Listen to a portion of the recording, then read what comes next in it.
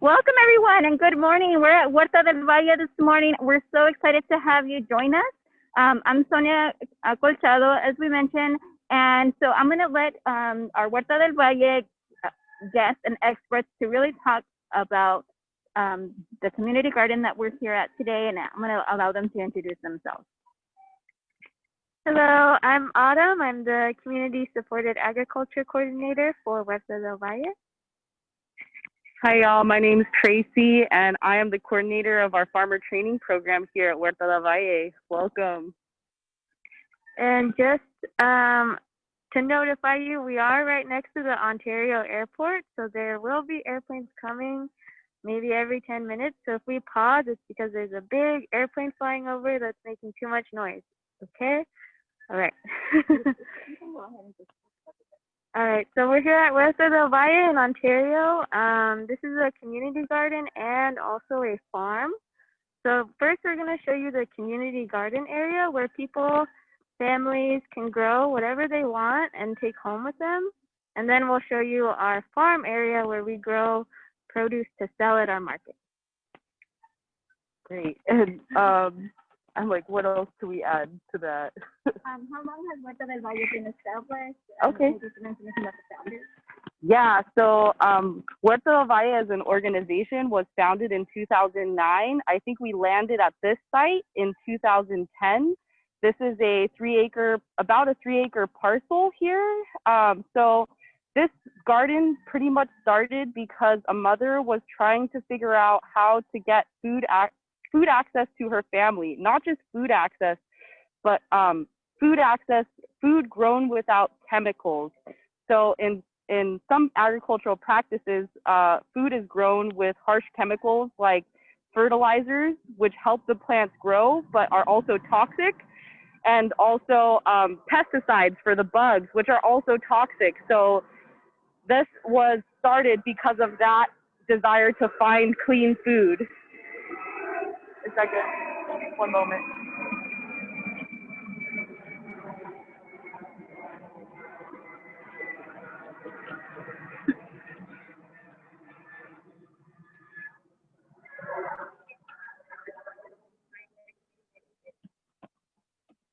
So as Autumn mentioned, we have a community garden here, and what that means is families can rent a little plot of land. It's about 8-foot by 10-foot plot, so it's quite big in terms of the space.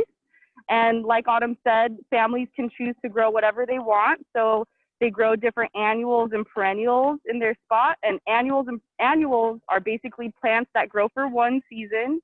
And then perennials are like trees and bushes. They just grow all year round. So families can grow lots of different things. Okay.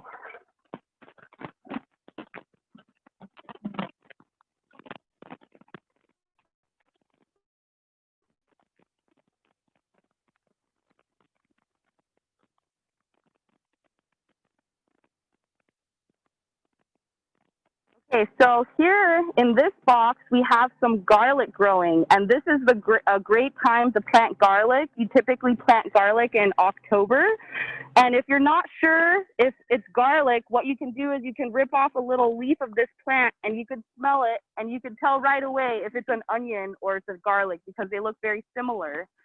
And other things you can plant this season are lots of greens, so spinach, like anything in the brassica family. So those are things like broccoli, cauliflower, collard greens, kale, lots of lettuces can grow. And also roots definitely grow during this season. Things like beets, carrots, turnips, radishes will grow in this season really well as well. So in this, maybe you can lift up the box and we can talk about the produce. We have some samples of produce here to show you. So this right here, I don't know if you guys can tell, but this is a beet. So these are really great to grow this season, and they can get huge. I've seen some beets that are like the size of my head. This is an iceberg lettuce, which is also great for sandwiches, hamburgers. This is a really cool root vegetable. So this is a radish, but it's a special radish. And sliced in. And this here guy is an eggplant. So this is a really good thing that's still producing. Yeah. Anything else? Yeah, so that's a few examples of what we're growing here. You can see examples here of like different things that people are growing in their plots. Over here we have some chrysanthemums and some mint. They have some, looks like broccoli and some cabbages, lots of flowers. There's some cactus in different plots, the nopal. What else? And over there, you can see we've planted a section of the collard greens. And collard greens are great because they're really nutritious and they grow for up to 2 years. They're really a great plant to grow. They get like trees, kind of like kale. Kale is a wonderful plant to grow. So those will be huge in a few months' time. I don't know if you can see in the box back there, but we have some sweet potatoes growing, and I'm not really sure when they will be harvested, but you can tell when they'll be harvested because the leaves will start to die back. So plants are always talking to us, but they have a different language. And then on this side, it's just starting to be cleared out to put in some new things in the front of the fence here, but you can see our community plot members, they're starting to grow their own garlic. They have flowers. They have aloe vera there. And I see some sparse areas of mint and raspberries. And behind them, you can see some of our fruit trees growing. So we have some pomegranates. I can still see some on the vine, some citrus, some bananas. Yeah, it looks very different. The winds blew down a lot of our trees, so it's a lot more open for you all today. So, second. So a lot of the trees we have here were planted when this area first started to become a garden. It used to be an empty lot full of weeds and trash, but I mean, look at it now. It's like a jungle. So we have guava trees, we have peach trees, pomegranate trees. We even have a pink lemon tree. There's no pink lemons on it right now, but hopefully we'll get some. So for the community plot members, usually they plant every season. So winter, spring, summer, fall. So you'll see like when the seasons start to change, that's when everyone starts to pull out their old plants and start to plant new things. It's really cool to see all the families and kids come to plant, and there's people from all different places. Some of them maybe don't have the space at their homes or apartments, so this gives them the opportunity to have a place to garden and grow. So this is something I heard this morning. Maybe you're able to talk about it a little bit more, but what happens to all the vegetables and things that are grown here? I know each family uses it for themselves, but I know the garden grows their own aside from the family plots. So if you want to talk about some of what happens with what's grown here. So all the trees that are in the community garden area, in this front area, are available for visitors or the families who have plots here to harvest for themselves. So if you see any fruit here, you can just grab it and start eating it. As for what's grown in each plot by the families, they can take that home with them. We don't get any of it to sell, so that's their own produce. And sometimes they do share amongst each other. If someone has a really big harvest of squash, you'll see a big basket of squash with a sign that says free, please take some. So it's really nice to see everyone sharing together and sharing their harvest. And so we'll look in the back. So this first half is the community garden. In the back, we have our farm, which is where we grow a bunch of stuff to sell at our market. So that people can come and buy, the community members can buy, people who live nearby can come and stock up on fresh produce. And what happens to the items that aren't sold in the, because we were looking at in the back, there was lots of like lettuce, and so Andres was telling me a little bit about some of the items there and what happens with those when they're not sold or they're not all consumed by people. So if we have leftovers from our market, we will donate it to a food bank nearby. So that will go to people in need to help make meals for them. And if it gets to the point where the vegetables have gone bad and they're not good to eat anymore, we still don't waste them. We throw them in our compost pile, which is a huge pile of dirt and wood chips and food scraps.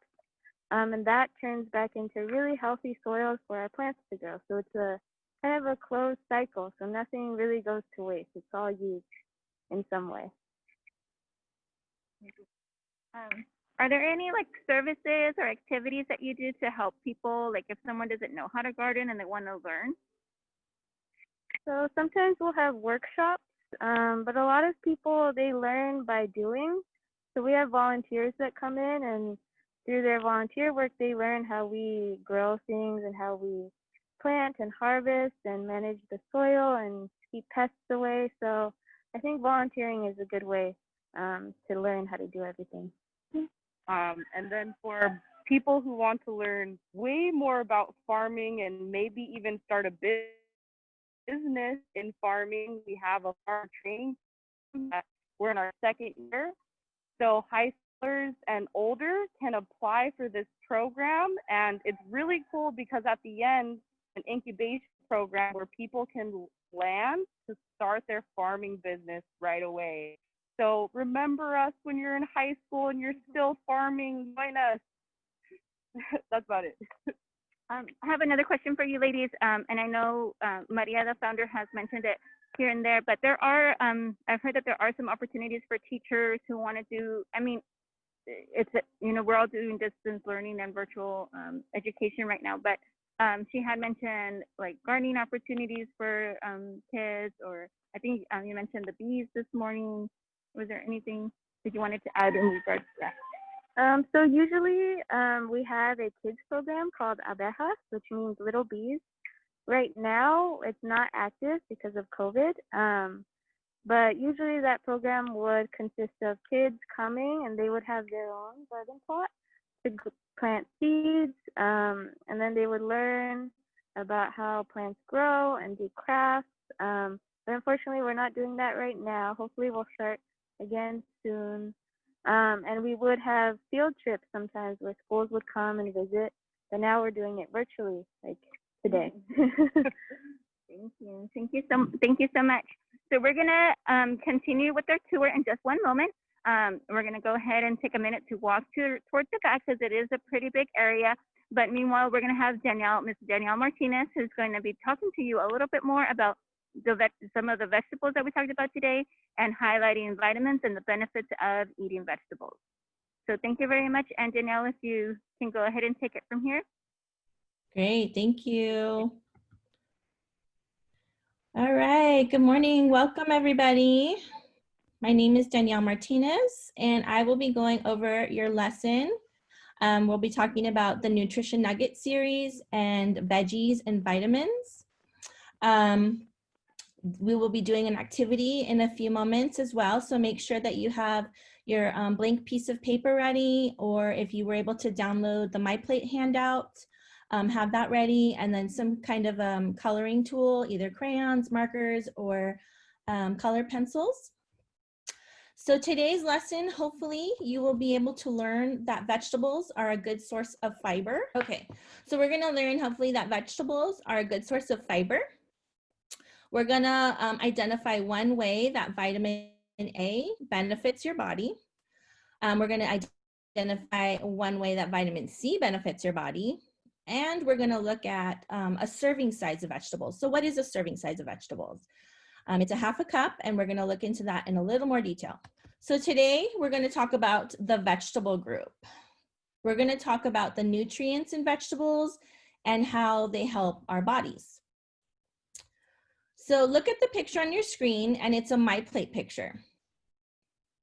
Now look at how many different food groups you can see. You can go ahead and type that in the chat. So we're starting to see 4s and 5s. All right. Very good. So if you said 5, you are right. So we have the fruit group, which is the red, the vegetable group, which is the green, the grains, which is the brown, and the protein group, which is purple. And then we don't want to forget the one in the corner there, which is our dairy group, and that is blue. So what color was the vegetable group again? The green color, right? So our vegetables are in the green box or the green part of the plate. Okay, what are your favorite veggies? So if you want to share that in the chat box, you can tell me what are your favorite vegetables. We know there are so many different types of vegetables. So it doesn't matter how, okay, so does everybody have their piece of paper and their coloring, either crayons? Okay, so hopefully everybody has their paper ready, their coloring pencils or crayons. We're gonna do that activity in a couple more slides, but first off, let's talk about what are your favorite vegetables. Now you can put that in the chat box. Remember that vegetables, there's tons of different types of vegetables, and it doesn't matter how they are cooked or prepared.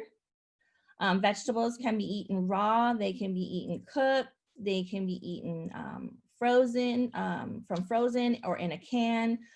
Anyway, they're healthy for you. They can be eaten whole, they can be cut up or mashed as well.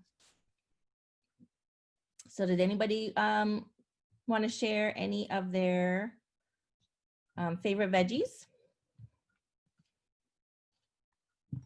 Yeah, so it looks like we have a lot of carrots, corn, tomato, asparagus, broccoli, cauliflower. Some people are saying that they love corn. Wow. That's good. That's a lot of variety. That's great. So one of the key messages for My Plate is that we want you to be able to vary the types of veggies you have. So if you see in the picture, there's a different rainbow color of vegetables. And we really want you to eat a lot of vegetables to be healthy. But it's good to eat different kinds or different colors of vegetables.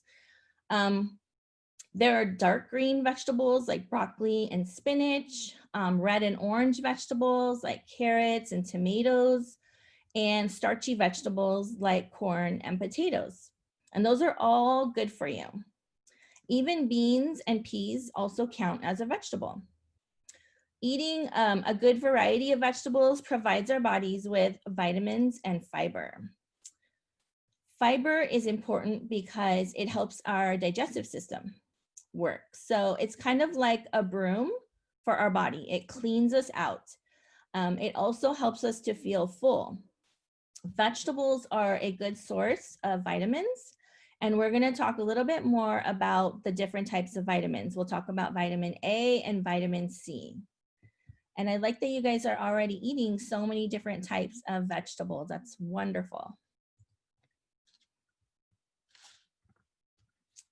So vegetables have vitamins. These pictures that you see here are red peppers, carrots, broccoli, and cucumbers, and tomatoes. Some of these vegetables are going to be rich in vitamin C, and some are going to have a lot of vitamin A. And some are going to have a lot of both vitamin A and C. And they all are going to provide your body with fiber. So vitamin A keeps our eyes and our skin healthy, and it helps to protect us against infection. It is found in our dark colored vegetables, the green vegetables, or the orange colored vegetables. So which of these vegetables do you think have a lot of vitamin A? From what we talked about, their color, which ones do you think have a lot of vitamin A? We said the dark colored orange and the dark colored green veggies. And you can put it in the chat. So we see carrots, broccoli, cucumber. Very good, very good. So yes, broccoli because it's that dark green color, and carrots because it's that really bright orange color. So those are all our good, healthy vitamin A veggies. You may have also heard that carrots are good for your eyes, and now you know why.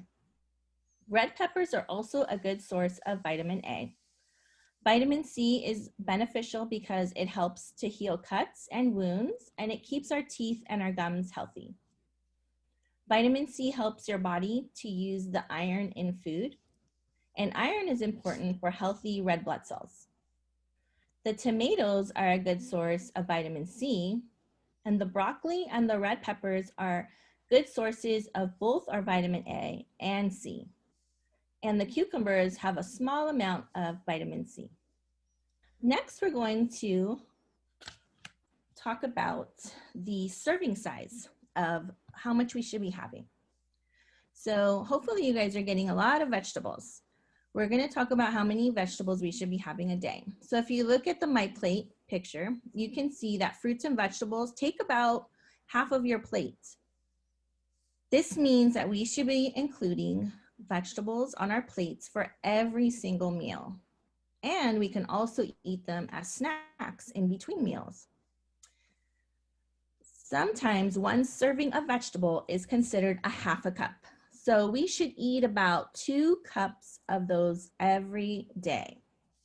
So if you look at the picture, there's a picture of a measuring cup and it's a half a cup. So 4 of those half cups is going to equal to our 2 cups. And that's what we should be having every day is 4 of those half cups.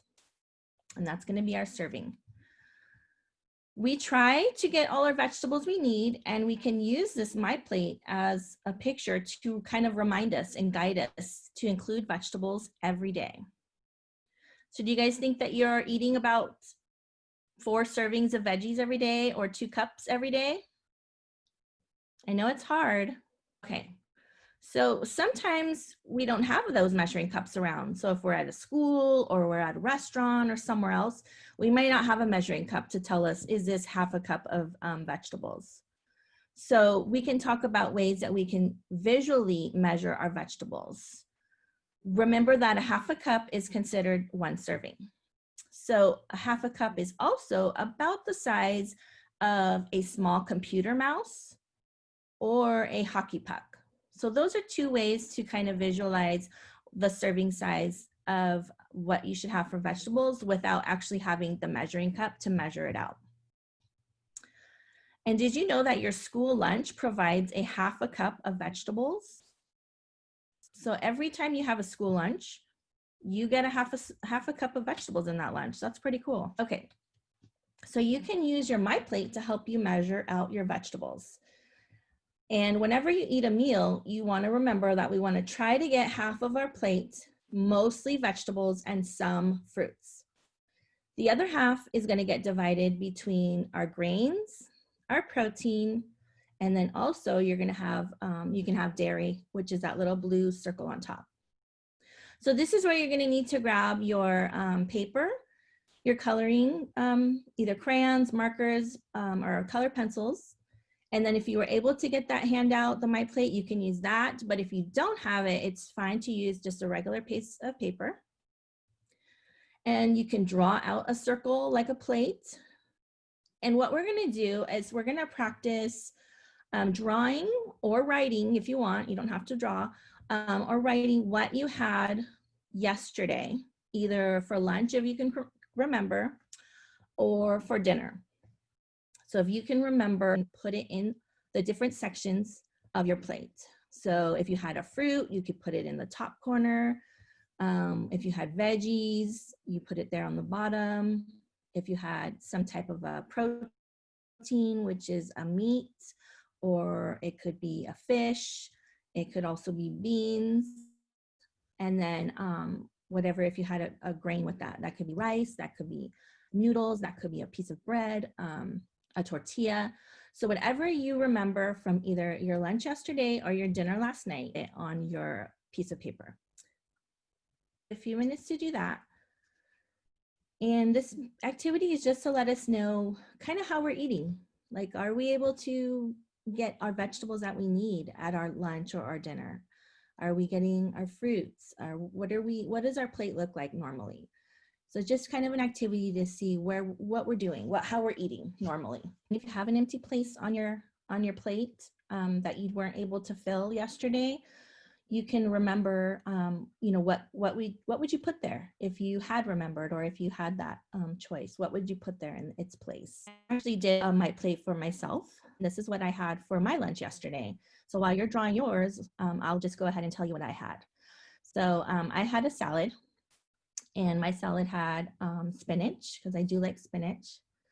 It had some chicken pieces on there, and it had some chopped up purple onions and some cucumbers, some black olives, and some cherry tomatoes. And I even had some croutons on there, so that went up into my grain group.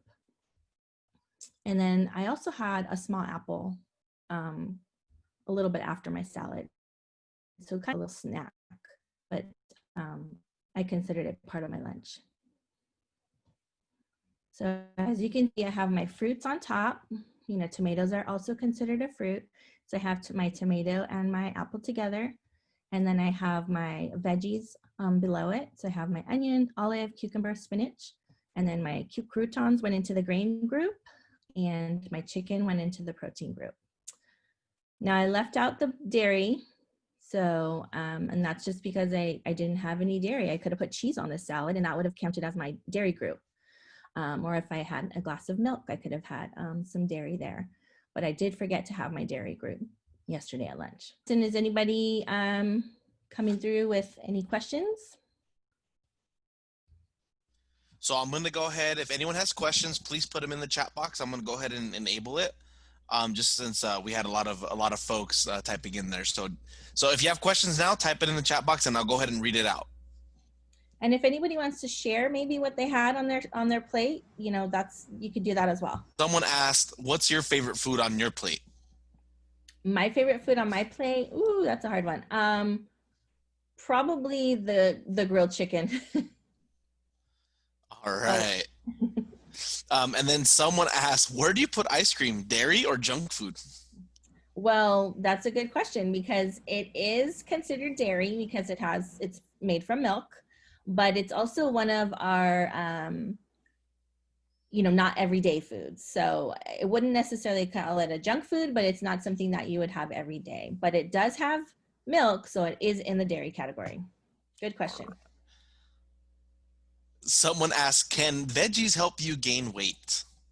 No, veggies are really good for you. So we want to eat lots of veggies. And then I'll open it up to one last question is, what is pizza?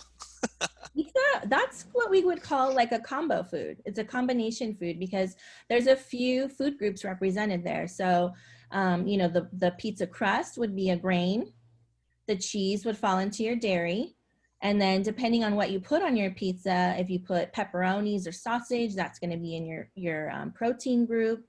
If you put just veggies on it, bell peppers, spinach, tomatoes, those types of things will fall into your vegetable group. So, or if you put pineapple on it, then you even have a fruit added there. So that's what we call a combination food. So there's a little bit of everything.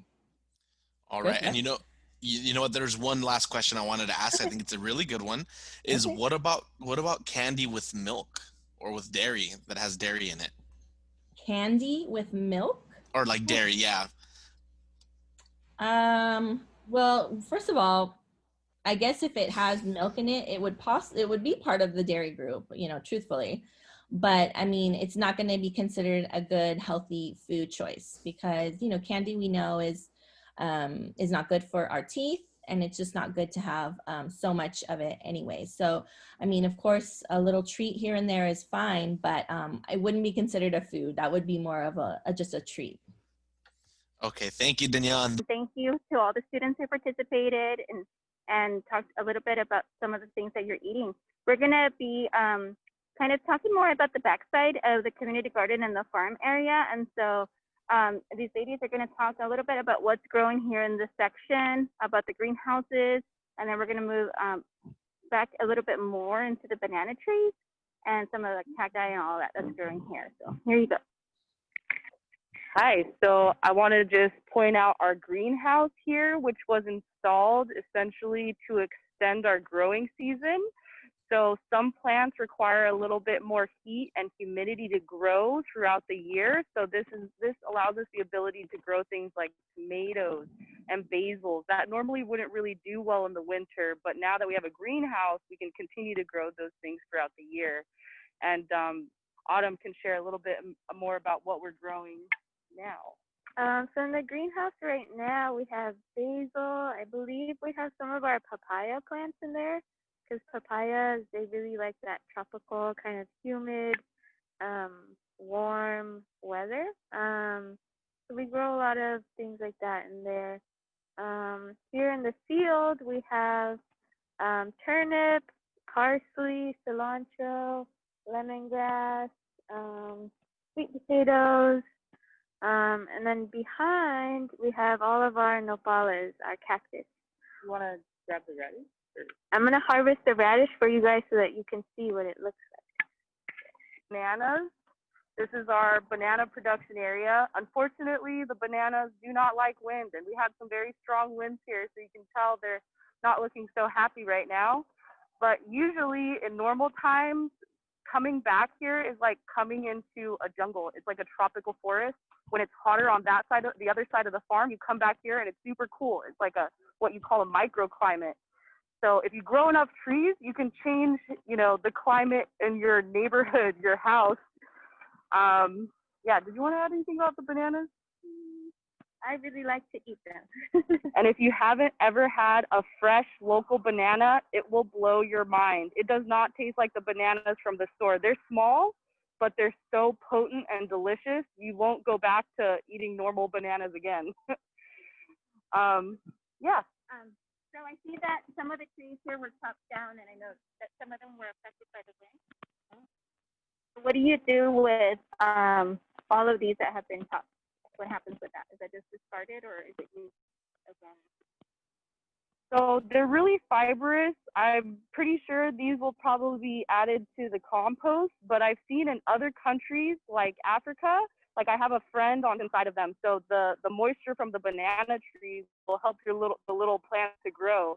So if you're creative and you see something about a potential use for a plant, the opportunities are endless, really. But these will probably be composted. Yeah, I wanted to share about our cactus section here. We have a lot of different cactus varieties. They're really special because not only are the pads a vegetable, like when you cut up nopal, but the fruit, as the tuna. The tuna is a fruit, so you can juice those, and they're really delicious and healthy. And they're cactus, so they don't need a lot of water to grow. They just pretty much grow wherever you put them in this area. So they're really a great thing to have in your garden. Something really special, I'm gonna have to jump over this trunk here, but this white stuff is actually a pest that grows on the cactus. It's called, I'm gonna go to the camera here. It's white, but then when you squish it, you get this red substance. So you can use it as a natural dye. So even though some things aren't edible in the garden, they may have that it can make such a strong dye. Okay, so I'll just repeat what I said with the Peruvian apple fruit. So that cactus is really, really cool. The fruit it makes is edible, but it produces a white flower that's pollinated by bats. So I find that really interesting that, I have friends who have this in their yard and they've told me that they've seen bats pollinate their cactus.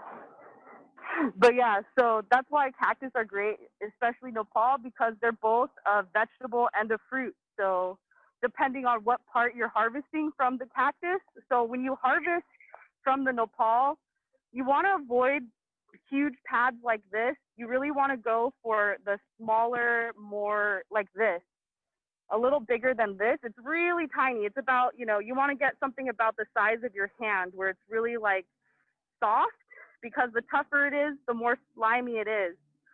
And they're great. You can put them in stir fry with meat, or you could even juice a little bit and add them to your smoothies.